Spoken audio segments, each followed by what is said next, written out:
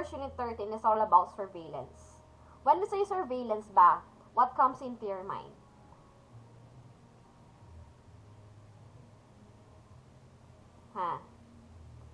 Surveillance. Anong pumapasok sa utak nyo kapag sinabi natin surveillance? Monitoring, ma'am. Monitoring. Ano pa? Surveillance. Under surveillance camera. Diba yung mga CCTV cameras? Kung sinabi nating surveillance, okay, this is the continuous watching or listening, whether overtly or covertly. Of what? What are you watching and listening? Persons, place, objects, diba? What is the purpose? Why did you need to watch or listen to that person, place, object? It is the purpose of gathering information about a person or his activities. That is surveillance. Nagmamanman. Yan ang surveillance. Tanong, what is the difference between overtly and covertly? Basic, very basic. Ang pinagkaiba ng overt sa covert? Naglo-loading na yung utak. Ito na. Nakaka-paste na naman ako ng mga paglo-loading na utak. Ano pinagkaiba ng overt sa covert? Sabi niya kasi, surveillance can be done overtly and covertly. The question is, ano ang pinagkaiba ng overt sa covert?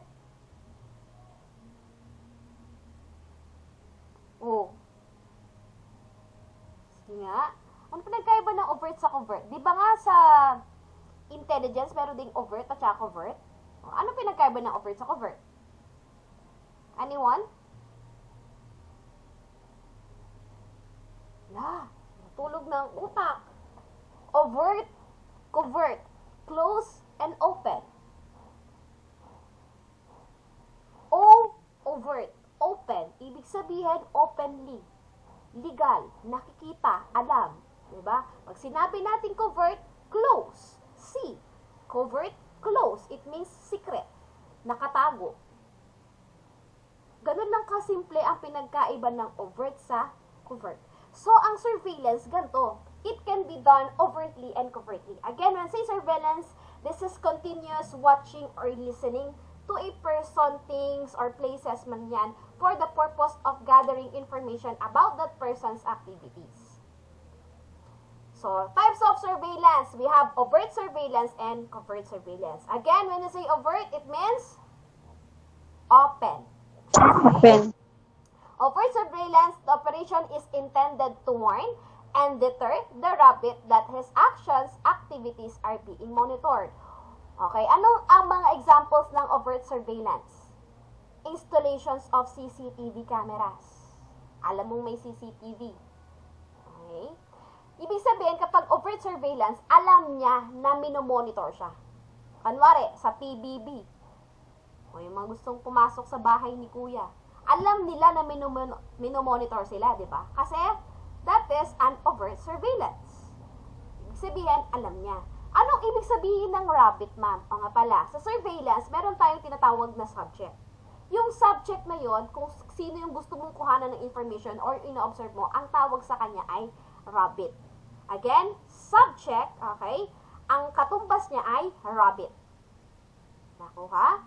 So, for example, ikaw yung, ano bang tawag doon sa mga, doon sa mga nakatira doon sa bahay ni Kuya sa PBB? Housemate, ma'am. Housemate. Ibig sabihin, ikaw yung rabbits. So, kung ilan ng mga housemates doon, yun ang mga bilang ng rabbit. Okay? Sila yung subject. Ibig sabihin, sila yung minomonitor mo. So, and again, in overt surveillance, the operation is intended to warn. You're just going to warn and deter the rabbit that his actions or activities are being monitored. Yun ang purpose ng overt, para malaman nila na lahat ng ginagawa niya is nakikita. So, therefore, kung meron man siyang balak na gawing masama, di ba anong gagawin niya? Di ba hindi niya gagawin? Bakit? Kasi alam niya may nakakakita sa kanya. Next, covert surveillance naman. The subject is not aware. Again, kapag sinabing covert, this is a close. Okay? It means that subject is not aware of the presence of the surveillance operations Okay? Covert in the sense that even the general public should not come to know of the existence of the operation. Ang covert surveillance, ito na yung mga ginagawa ng mga police, yung mga intel natin. Kasi sa covert surveillance, bawal malaman yan ng ibang tao. Unless, pag nalaman yan, burn out na. Hindi na successful ang operation nila. Ganun lang ang ibig sabihin ng covert surveillance. Sabi nga niya dito, the subject is not aware. Ano nga ang subject? That is your rabbit. Ibig sabihin, the rabbit is not aware in the presence of your surveillance operation. So, covert in the sense that even the general public, even yung mga ibang tao, hindi nila alam yan. Nakatago. Kasi kapag nalaman ng ibang tao, mismong sinusurveillance mo, baka yung mga dapat mong malaman, may iwasan niya. So, the purpose of covert surveillance is to gather information. Diba? Yung walang pumipigil. Lalo na kung pinaghihinalaan mo siya na drug pusher ba siya, or so what. Yan ang tinatawag natin covert surveillance. So, sabi nga niya dito, what are the objectives of surveillance? Again, to obtain evidence of a crime.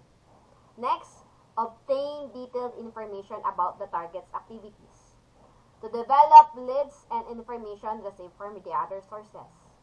To know at all times the location of an individual. And to confirm the reliability of informant's information. So, for example, di ba, meron kang informante. Kunwari, sa drugs. Si Briggs Pangilinan, informant siya or informer. Tiniktikan niya si Jonel.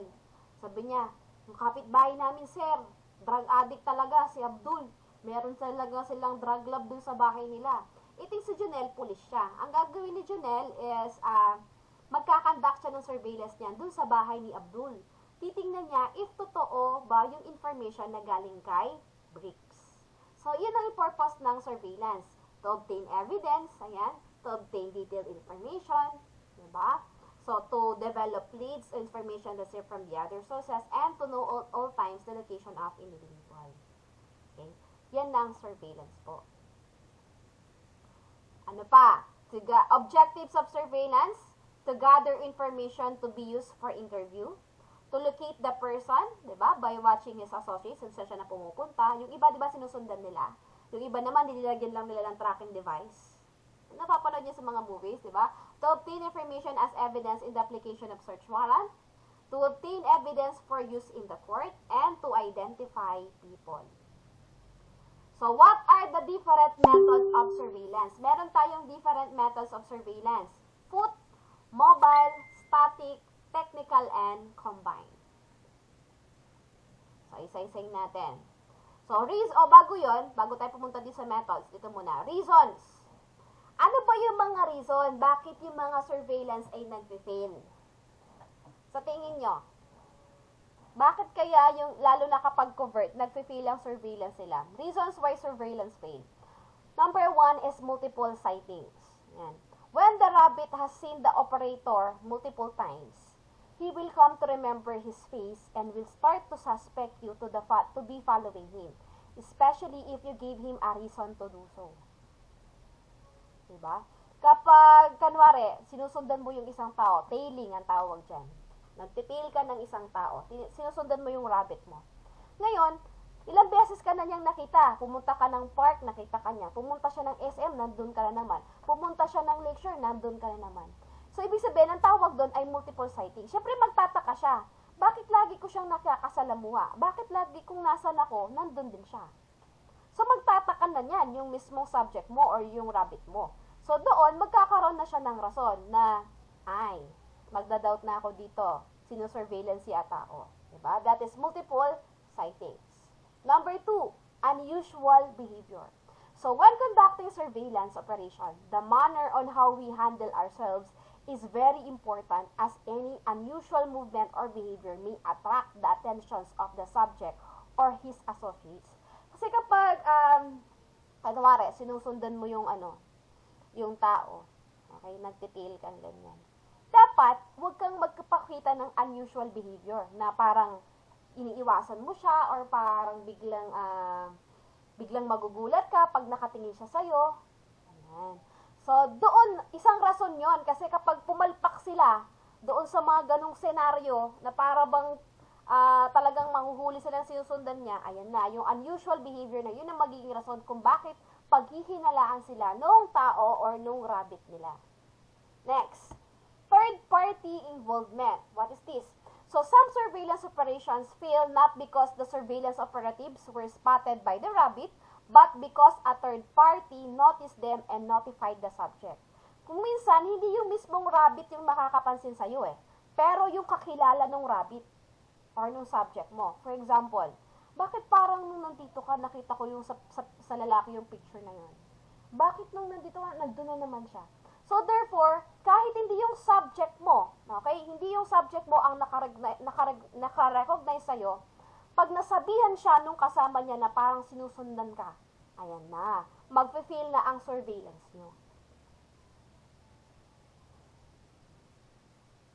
Ayan. The surveillance operation can be broken down into 3 parts. Pick up trigger, follow, housing. Paano yon? Sundan mo siya, papunta sa bahay niya, aalis na naman siya, sundan, ayan. Follow, housing, pick up trigger. So, isa-isayin natin. Pick up or the trigger. Pag sinabi nating pick up or trigger, okay, this is what we call stakeout operation, where some members of the operating team are assigned to watch and observe the rabbit while he or she is still not moving. Example, subject is still inside his house preparing to go to work. It is the duty of the trigger to watch the premise house of the rabbit and to notify the other members of the team if the rabbit move out on the move.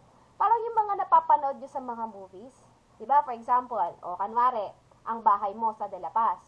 So, yung bahay mo, mayroon kang katapat na apartment. Doon nakastay yung mga another, nagkakandak ng surveillance. Ayan. So, minomonitor nila. So, sabi niya na sa stakeout. Stakeout po ang tawag kapag hindi sila, they're just peeping tom or parang nakastay sila sa isang lugar and then tinitingnan nila yung mismong isang lugar na stable. Okay? Ibig sabihin, not moving. When we say stakeout, not moving. For example, bahay nyo, tapos merong bahay sa katapat. Ang bahay mo, doon sa katapat ng bahay na apartment, doon yung mga nagsusurveillance sa'yo. Ang tawag doon sa ginagawa nila, binabantayan nila yung bahay mo, binabantayan nila yung activities mo inside your house. That is what we call stakeout or yung pick-up trigger.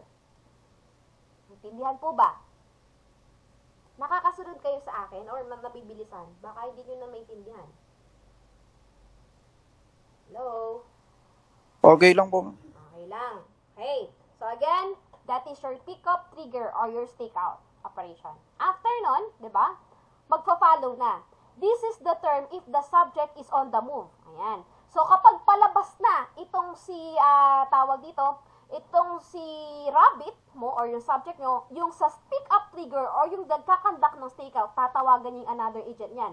Lumabas na siya ng bahay. So, another agent na naman ang magpa-follow sa kanya. So, ang tawag doon ay follow. So, this is the term if the subject is on the move, where some members of the surveillance team will follow the rabbit depending on how the rabbit will move, whether on foot or mobile. Naglalakad ba or nakasasakyan. So, meron silang dalawa. Pwedeng sinusundan nila habang naglalakad, sinusundan nila habang nasa sasakyan. Follow. Pick up trigger, follow. Next, de-housing. Okay. This happens when the rabbit enters any enclosure. Okay, ito na yung parang another na bahay or premise, such as office, yan, department store, comfort room, cafeteria, and the like. The housing could be very brief or it may take a long period. The trigger should again be established. So, for example, meron ka ng trigger, nag-follow na sila. Kapag pumasok siya sa housing, okay, kanwari, cafeteria. Yan. Sige, cafeteria. Dapat sa labas ng cafeteria, meron again, nag-i-stick out. Para minamasdan niya, ano ginagawa niya sa loob ng cafeteria. Kaya, sabi nga niya dito, di ba? The trigger should again be established. Ano nga ulit ang trigger? What is trigger? Hello, what is trigger? Open your cameras. I think you're not listening with me. Ano nga ulit ang trigger?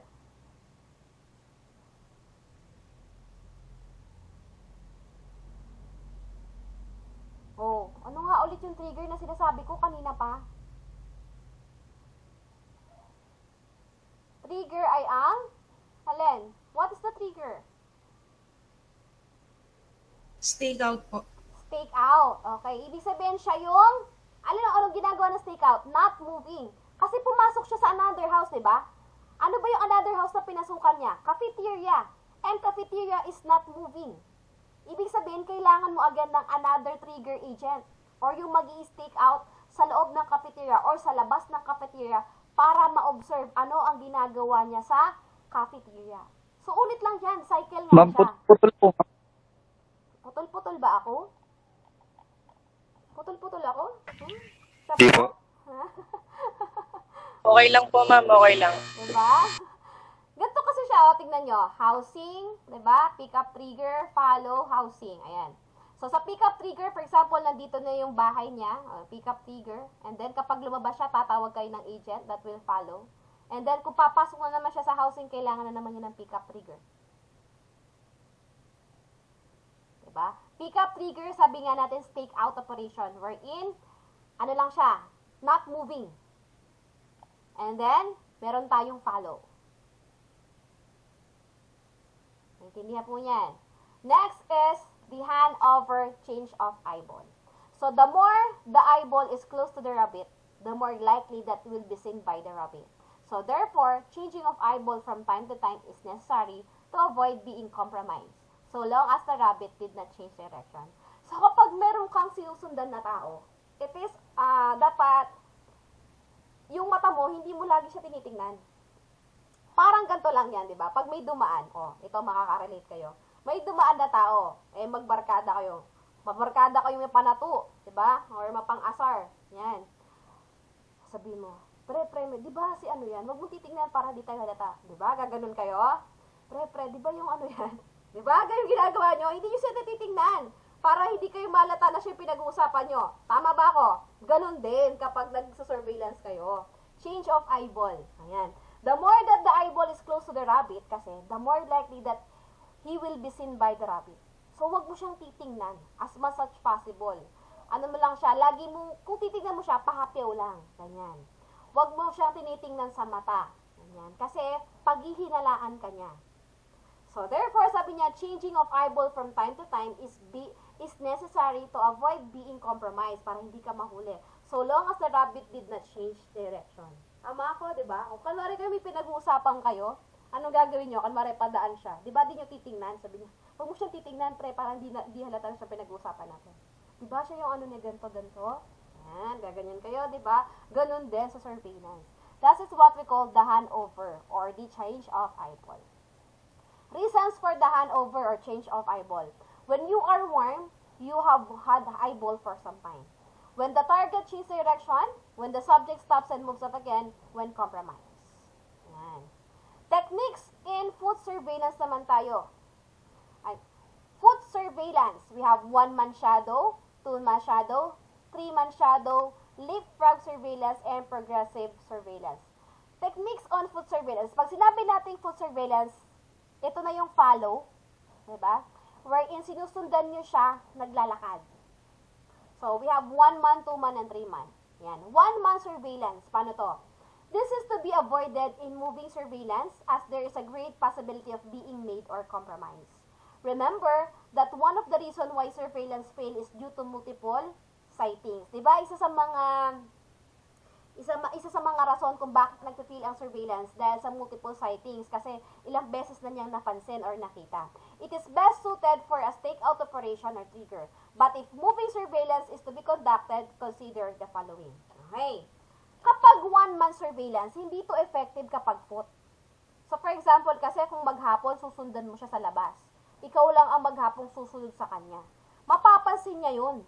Kung kanwari, ilang places ang pinuntahan niya, punta siya ng SM, Robinson, Lakeshore, Starbucks, siya ng school, pumunta siya ng Nueva Ecija, pumunta siya ng gato. Lahat nandun ka. So, kung 1-month surveillance yan, tapos following, hindi siya maganda. Maganda ang 1-month surveillance kapag, stakeout operation. Pag sinabi kasing stakeout, hindi ka umaalis sa lugar na yan. Diba? For example, doon ka lang sa harap ng bahay niya. Diba? Or nakatira ka doon sa harap ng bahay nila. So, therefore, hindi siya manghihinala kung ikaw lang mag-isa doon.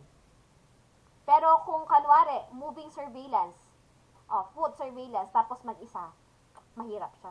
Mahirap po siya kasi magkakaroon tayong tinatawag na multiple sightings. So, if in moving surveillance, 1-month surveillance cannot be avoided. The operator should operate behind the subject when on the same side of the street. So, meron din kasi na chances na yung iba, dahil kulang yung mga tao nila to conduct surveillance, talagang isa lang. Magkakonduct sila ng 1-month surveillance, isa lang yung taong papafollow nila. So, if ganyan, ang gagawin dapat nun, the operator should operate behind the subject. Dapat, as much as possible, hindi siya nakikita ng kanyang sinusundan na subject. Sabi nga niya dyan, diba? Keep as close as possible to observe his action or make a successful apprehension at the right time. In the following the rabbit, the distance between the operator and the rabbit is dictated by the street condition and the crowd. The general rule is, the more the crowd, the closer you should be to the rabbit. Pero, kapag medyo konti lang yung tao, kailangan malayo-layo ka. Bakit?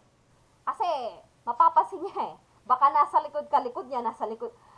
Sinusundan mo nga siya patago, katingin naman niya sa likod, lagi kang nandun sa likod niya, di mababurn out ka na, malalaman niya sinusundan mo siya. So, kung kanwari, depende sa crowd yan. Kung kanwari, konti lang naman yung mga tao, therefore, dapat malayo ka sa kanya. Pero kung madami yung tao, kailangan mas malapit ka sa kanya. Kasi there is a possibility na mawala siya. Hindi mo masundan ang rabbit mo. So, other procedures to consider is to lighting conditions and the evasiveness of the rabbit. Next, 2-month surveillance naman. What if 2-month surveillance tayo? AB method. What if dalawang tao sumusunod sa kanya? In AB method, the eyeball, A, follows the rabbit and back up. B will follow the eyeball if they are moving on the same side of the street or he may operate on the other side of the street. Sa AB, meron silang palitan. For example, stakeout muna siya sa bahay. Lumabas na siya ng bahay. Ikaw yung nag-stakeout. Yun si letter A. For example, bigyan ko kayo ng example. Si Herzen, si Aileen, tsaka si Frances. Ang sinusundan nyo si Herzen. So, si Frances, nag-stakeout siya sa harap ng bahay nila Herzen. So, si Frances noon, ang katambal niya si Aileen. AB sila. 2-month surveillance sila. So, sabi ni Frances, lumabas na siya ng bahay. Itong si Aileen, susundan niyang maglalakad nun. After maglakad nun, pumunta siya sa coffee shop. Itong si Frances, dapat nasa coffee shop. Noon. So, parang merong salitan. That is a 2-month surveillance or AB method. So, therefore, meron siyang, parang maiiwasan yung multiple sightings. Diba? Ganon ang AB. So, when B is operating on the same side of the street, he operates at the back of the eyeball. It is not necessary that the backup sees the target. She serves as the counter surveillance to identify the associates of the rabbit who is following the eyeball and to notify the eyeball in case of danger. Yan. So, backupan kasi yan yung AB, 2-month surveillance. Maganda yan. Impose surveillance in AB. When the rabbit crosses the street, the eyeball A continues to the original direction, not following the rabbit, until he crosses the street and signals to back up to follow the rabbit. For example, street. Okay? For example, street tayo. And then, tawag dito, left and right street. So, nandito si Herzen. Sinusundan siya ni Frances. Biglang liliko yan. Dapat itong si B, nandito siya sa kabila. Kung dalawang street yan, ito siya, ito yung isa, ito yung nasa kabilang daan ng isa. Para kung kanwari lumipat man siya, yung isa ang susunod. For example, ganyan. Okay? Ito ang dinadaanan ni Herzen. Yan. Pagkatapos ng dinaanan ni Herzen, sinundan niya, biglang lumipat si Herzen. So, dahil lang sa kabila na itong si Aileen, siya naman, sabihin nun ni Frances, Okay, ay lumipat siya ng daan, nasa iyo na siya ulit. Yan. Tapos si Francis doon, pupunta na naman siya sa kabilang daan. Para palitan lang. So kapag lumilipat siya ng daan, meron at meron na susundan sa kanya. That is the surveillance of AB when they are walking. When the rabbit crosses the street, the eyeball A continues on the original direction, not following the rabbit until he crosses the street and signals to backup B to follow the rabbit. Yan, o. Backup A, eyeball. Yan, ganyan sila. Tingnan nyo. Ganyan siya.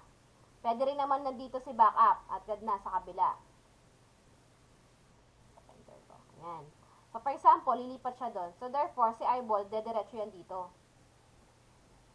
Si backup, lilipat dito. Kasi lilipat din yun. So, para hindi nila makita, di ba? Nagets nyo ba? Ganyan ang following. Kasi kung kanwari, lumipat to, lilipat ka din, hindi halata na kapag one man. Pero kung two man siya, mas magagawa niyan. So, lilipat dito si eyeball, ay itong si rabbit nyo, dito, pupunta doon si backup. Si eyeball, dediretso yan, para hindi halatadong sinusundan niya. Nagigess ko po ba yan? A and B yan.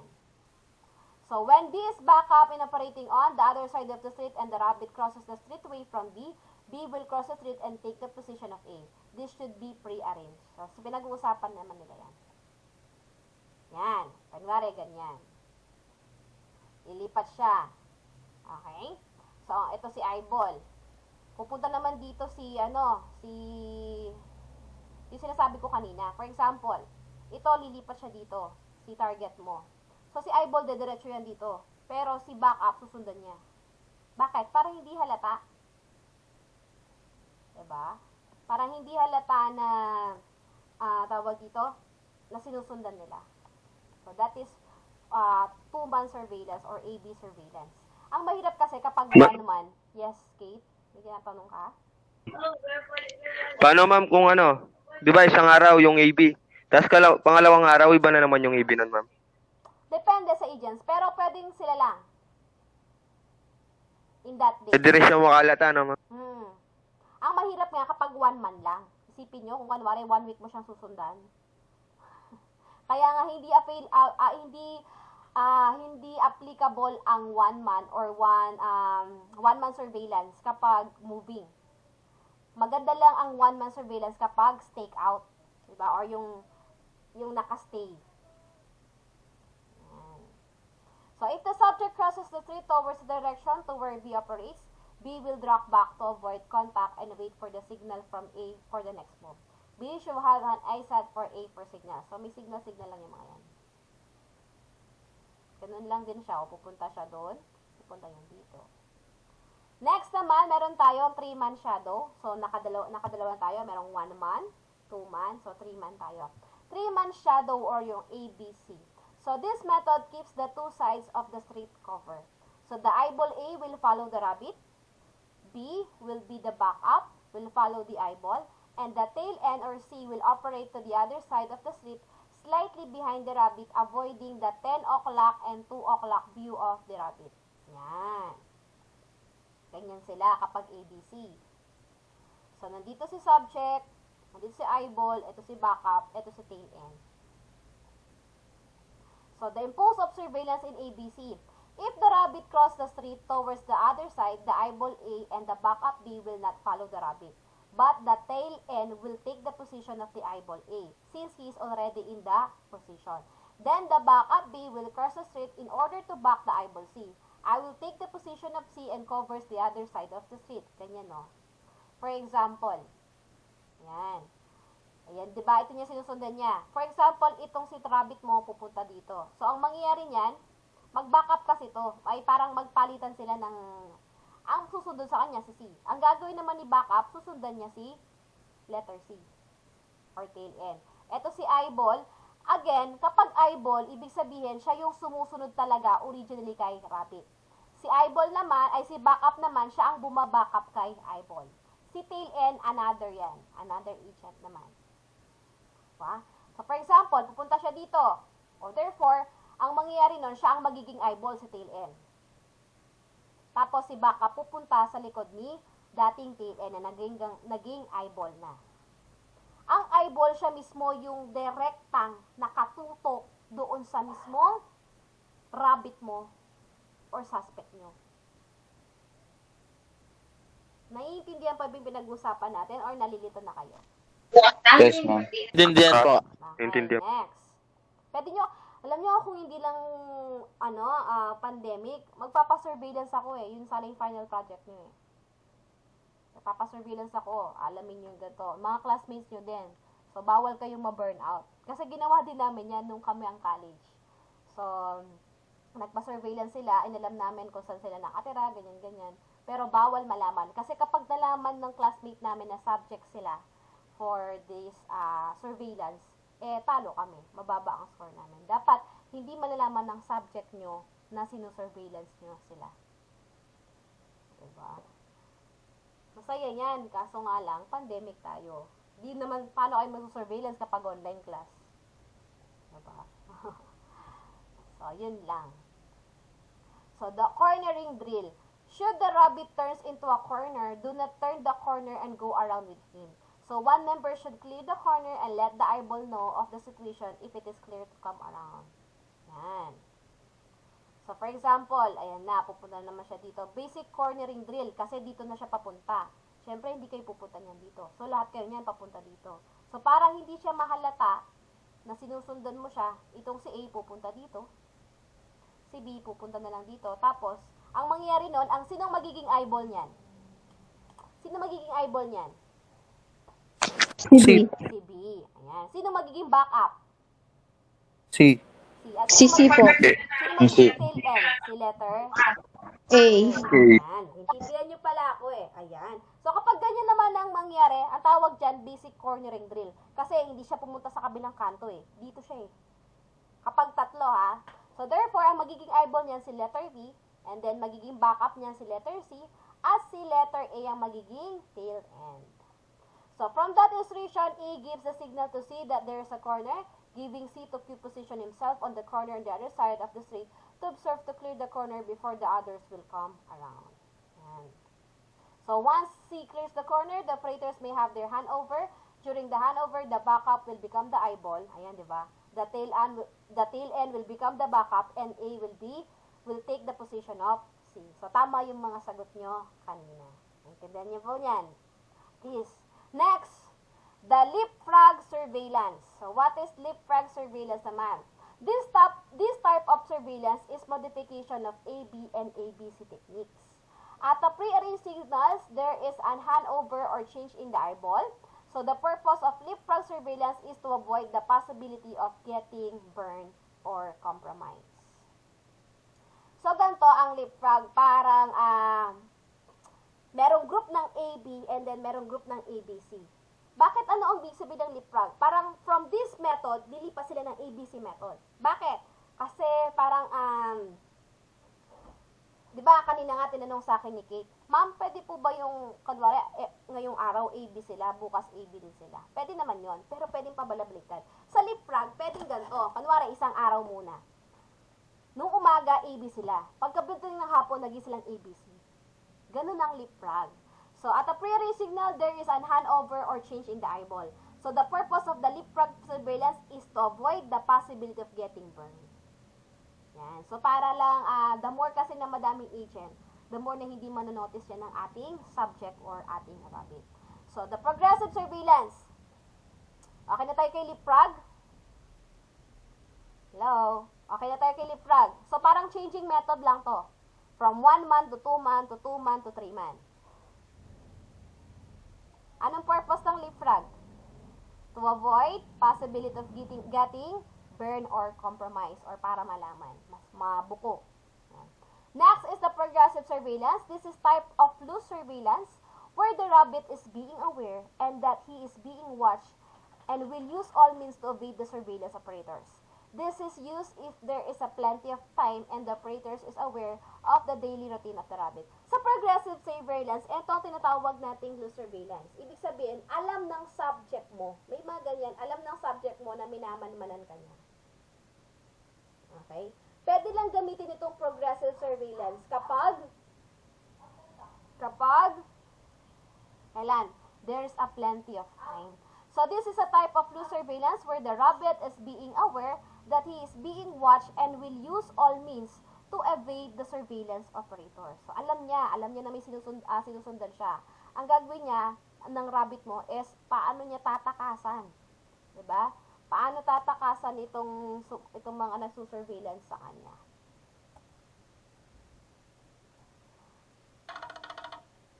Ito na, read in advance mobile surveillance. Okay po? That is your assignment for tomorrow. So, hindi ko pa napopost ang tawag dito, ang PowerPoint for mobile surveillance, pero merong mga readings dyan you can read and also you can watch on YouTube para bukas is mas madali tayo. So, magkakaroon din kayo ng quiz tomorrow. So, do you have any questions?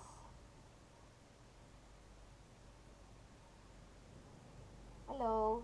Do you have any questions? Wala po. Okay Ano po, lang. ma'am?